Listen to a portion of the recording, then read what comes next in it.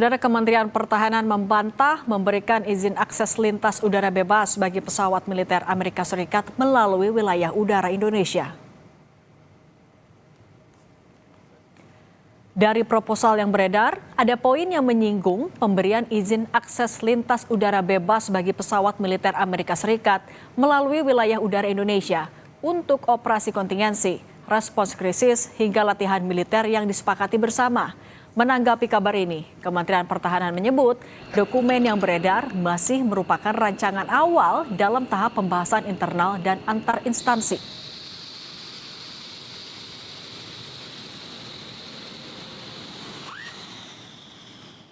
Berdasarkan rilis tertulis Kementerian Pertahanan kepada Kompas TV, Kementerian Pertahanan menegaskan dokumen yang beredar saat ini merupakan rancangan awal yang masih dalam tahap pembahasan internal dan antar instansi. Dokumen tersebut bukan merupakan perjanjian final, belum memiliki kekuatan hukum mengikat. Kementerian Pertahanan Republik Indonesia menegaskan bahwa otoritas kontrol dan pengawasan atas wilayah udara Indonesia sepenuhnya berada pada negara Indonesia. Setiap kemungkinan pengaturan tetap menjamin kewenangan penuh Indonesia untuk menyetujui atau menolak setiap aktivitas di ruang udara nasional.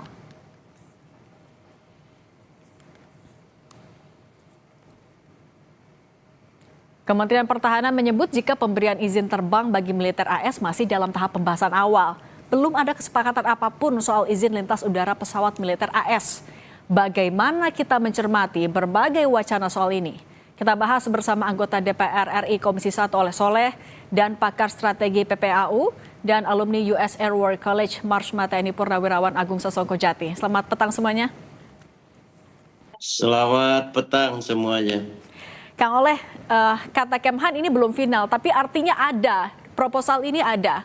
Dan kan kalaupun dijajaki lebih serius harus ada ratifikasi dari DPR. Kalau dari Komisi 1 sejauh ini sudah Anda dengar, sudah sedalam apa pembahasannya? Tentu kami sampaikan bahwasanya DPR terutama Komisi 1 ya, kita baru tahu dari media sosial dan media TV serta media-media lainnya. Bahwasanya pada prinsipnya DPR akan menunggu keterangan secara langsung dan tentunya keputusan final yang diambil oleh pemerintah itu sendiri. Untuk tahu Yang keterangan jelas, dari pemerintah akan memanggil langsung aja Pak Kang. saya rasa DPR sudah menjadwalkan ya, setiap masa sidang selalu ada agenda untuk RDP dengan mitra komisi. Menhan ini mitra Komisi 1 dan secara otomatis semua persoalan dalam maupun luar negeri secara otomatis pasti akan terbahas itu. Dan saya rasa Komisi 1 akan memanfaatkan hal itu untuk menggali informasi serta melakukan pendalaman terhadap langkah-langkah yang akan diambil oleh pemerintah. Pemberian izin lintas udara untuk pesawat militer Amerika Serikat ini kan bukan hal ini hal yang serius untuk Komisi 1 sendiri. Apa yang menurut Anda harus diperhatikan betul kalau memang ini sedang dijajaki? Saya rasa seluruh elemen bangsa, apalagi Pak Presiden maupun Pak Menhan, pasti akan menjaga kedaulatan NKRI, darat, laut maupun udara. Saya rasa semua sudah komitmen bersama bagaimana ada kedaulatan ini betul-betul dijaga. Tidak boleh satu jengkal pun tanah air kita, baik udara, darat maupun laut, bisa dikuasai oleh pihak orang lain dengan kepentingan orang lain. NKRI harus dipertahankan dan dipergunakan seluas-luasnya untuk keutuhan, kedaulatan, serta keamanan dan sekaligus kesejahteraan rakyat Indonesia. Oke, kalau kepentingan kedaulatan harus selalu jadi dasar, Pak Agung, kalau menurut Anda sebenarnya proposal ini menguntungkan kita atau justru lebih membahayakan? Proposalnya harus dilihat, itu kan proposal itu sama kayak perundingan lainnya kan adalah kemudahan ataupun kelonggaran dari sistem yang ada berlaku di Indonesia. Dan saat ini sebetulnya Amerika sudah mengikuti sistem kita. Ya. Jadi kita sudah punya sistem yang mumpuni, yang namanya Flight Clearance Application System atau FCAS. Ini filternya berlapis ya, melibatkan Kementerian Luar Negeri yang untuk melakukan diplomatic approval, Mabes TNI security approval, Mabes TNI security clearance dan Kementerian Perhubungan flight approval. Semua penerbangan akan termonitor real time melalui flight control information system yang tergabung ke radar-radar airnav kita dan radar-radar Kopassus. Jadi setiap saat kita punya informasi akan dari penuh siapa yang masuk kapan dan lewat saja. Nah, bedanya Pak Agung, tapi tapi apa yang mungkin terjadi kalau misalnya izin ini diberikan di tengah perang di Timur Tengah yang masih terjadi? Ini kaitannya bukan dengan perang Timur Tengah, karena blanket overflight hanya bedanya dia menginginkan kecepatan yang lebih, kepercayaan yang lebih tinggi, sehingga dia mendapatkan sistem yang lebih cepat untuk mendapatkan perizinan lewat. Kita sudah cepat ya, kita 1 hari 2 hari, tapi kayaknya mereka memberikan sesuatu yang lebih cepat, yang memudahkan daripada 3 perizinan untuk lewat. Itu kan mereka minta ya, tapi masalahnya kan kita juga harus mempertimbangkan, karena ada beberapa pertimbangan kita. Karena ada risiko-risiko yang kita hadapi, kalau Amerika minta seperti itu, yang lain juga minta, kan ada masalah juga timbul. Kalau itu terlalu mudah, makanya mungkin sebaiknya kita mempertimbangkan ini dengan memperkuat sistem FCAS kita, bukan dengan memberikan blanket overflight seperti yang mereka minta, tetapi juga tidak menyulitkan mereka untuk izinnya jadi berlarut-larut atau lama. Yang penting kita tahu dulu nih, apa yang dimaksud blanket overflight.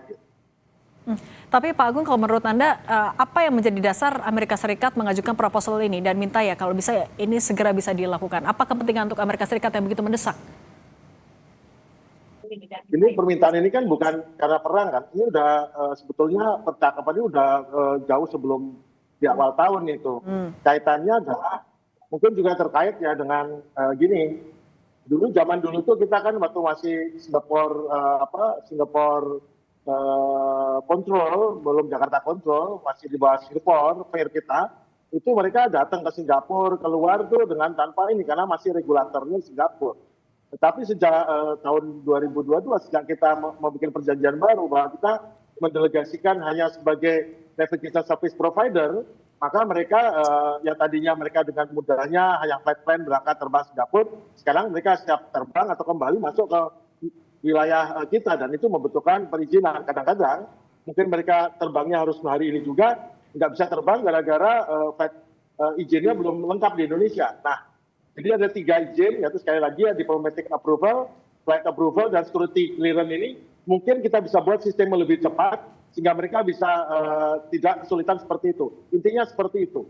Oke, kalau Kang Oleh, Anda melihatnya apa yang harus kita cermati terlebih dahulu sebagai negara dengan kebijakan politik bebas aktif, negara non-blok ketika dipertimbangkan memberikan izin perlintasan udara bebas untuk Amerika Serikat, apakah ada hal yang harus diperhatikan, ada hal yang harus diawasi betul oleh DPR RI agar tidak menjadi sentimen tertentu juga untuk negara-negara lain?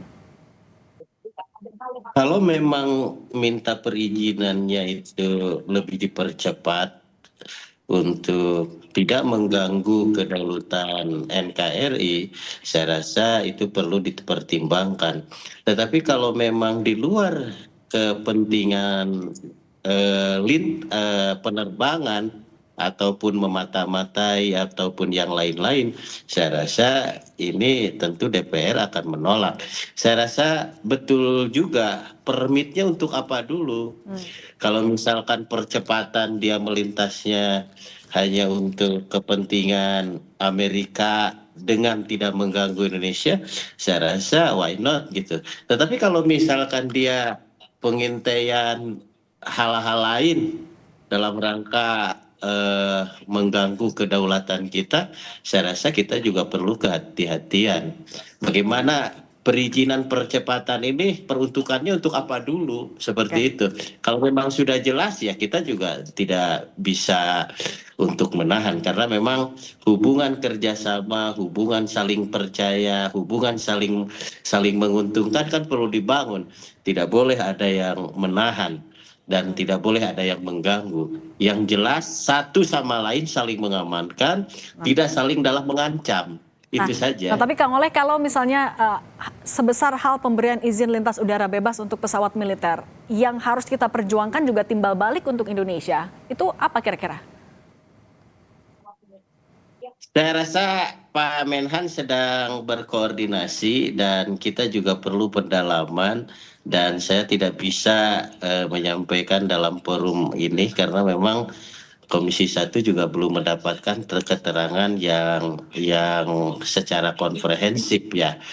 Dan tentu kami tidak bisa mendahului.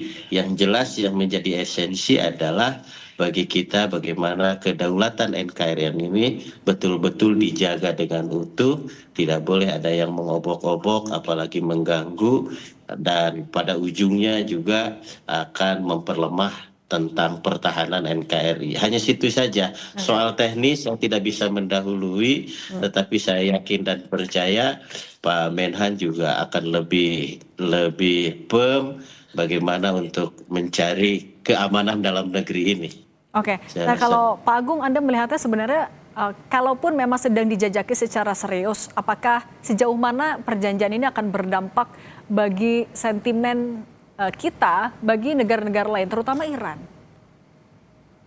Enggak, sebaiknya saya jangan bicara soal itu karena terlalu jauh. Saya mau bicara soal resikonya blanket overflight bisa ya, nggak masalah ya. Oke, silakan Pak. Jadi blanket overflight, saya kira kita tidak akan menerima blanket overflight karena ada resikonya. Satu adalah blanket overflight itu akan mematikan fungsi verifikasi detail. Kita tidak akan tahu misi apa muatannya, tujuan akhirnya. Karena membiarkan kontrol ini dilepas, maka pihak asing memberikan keunggulan informasi di rumah kita sendiri. Kedua, ancaman intelijen, surveillance, dan reconnaissance. Pesawat militer modern bukan hanya alat angkut, mereka juga punya sensor terbang. Jadi izin lintas bebas tanpa perizinan sama sekali membuat peluang bagi platform intelijen asing untuk melakukan pemetaan, penyadapan sinyal, data intelijen di atas tempat kita. Jadi risikonya nggak bisa. Kemudian ada juga adalah implikasi geopolitik.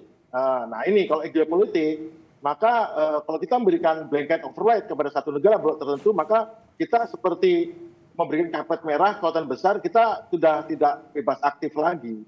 Jadi makanya sebenarnya kita jangan blanket override karena ada risiko seperti itu. Namun tentu kalau permintaan itu menyangkut kecepatan, itu masih bisa diperhitungkan. Tapi kalau terkait sama perang yang lain-lain, ini Amerika mengantisipasi. Tentunya kan masih persyaratannya bukan untuk operasi. Mungkin kita di dalam perizinan nanti yang lebih cepat itu kita mungkin masukkan klausul tidak untuk operasi militer. Sesimpel itu. Kan ini masih harus dirundingkan Kemlu, Menhub, Mabes TNI. Jadi kita juga tahu bahwa ini tidak mau kita terima blanket dan saya rasa dan saya pikirkan juga karena saya belum lama ini masih di Mabes, kita tidak akan terima blanket override karena itu melanggar banyak hal. Oke, yang pasti harus dibahas secara hati-hati dengan dengan tetap mengutamakan kedaulatan kita. Kalau menurut Anda tapi Pak Agung, bagaimana pandangan negara-negara yang kontra dengan Amerika Serikat melihat ya posisi kita saat ini dengan sedang mempertimbangkan pemberian izin lintas udara itu, Pak Agung? Jadi Amerika itu punya semacam ini dengan banyak negara seperti Turki, negara Arab negara Arab malah menempatkan pangkalan militer di dalam. Jadi kalau menurut saya ya kalau kita tidak memberikan blanket overflight, tapi kita berikan mereka untuk flight control sistemnya sudah berjalan, maka kita harus tegas bahwa kita bantu kamu cepat, tapi juga tergantung acaramu sehingga pasal kalau itu untuk militer sebaiknya tidak mengangkut apapun yang terkait dengan ini tidak. Jadi gitu kita punya wewenang juga untuk memberikan izin pada siapapun dan tidak memberikan izin siapapun. Dan negara lain juga nggak berhak mengatur kita mau Iran segala macam. Tetapi kita juga tegaskan mereka kita nggak memberikan juga terkait dengan militer atau kalau nanti mengganggu kedaulatan negara lain ya kita jangan ada pasal yang harus kita masukkan dalam pemberian izin yang dipercepat. Jadi kita tidak setuju blanket override, tapi mungkin izin dipercepat karena mereka juga banyak yang perlu ya untuk kebutuhan bantuan kemanusiaan atau apa juga perlu seperti itu. Karena risikonya kita berikan blanket override sekali lagi melemahnya pengawasan udara, potensi infiltrasi intelijen udara, gangguan sistem identifikasi lawan kawan, dan hilangnya citra Indonesia sebagai negara berdaulat independen. Maka saran saya atau itu semua jangan blanket override tapi dipercepat izinnya, itu saja. Oke, itu resiko yang harus dipertimbangkan. Pak Agung Sasongko Jati dan Kang Oleh Soleh, terima kasih sudah berbagi bersama kami di Kompas Petang. Sehat selalu.